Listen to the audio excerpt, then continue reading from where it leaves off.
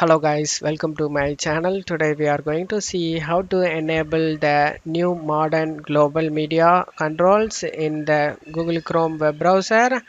So in newer updates or builds of Google Chrome at the time of this recording, there are easy way to adjust the flyout and place the global media controls anywhere on your screen.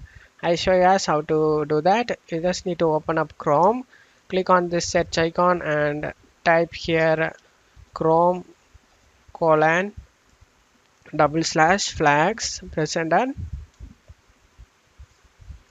In search flags, you just need to search for global global media control.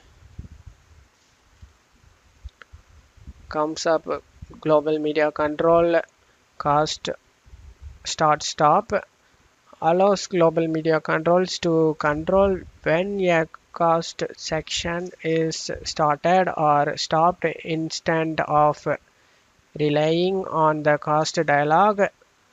You just need to select this drop down, and so if you want to turn it on, you just need to select enabled over here and select relaunch for the changes take effect.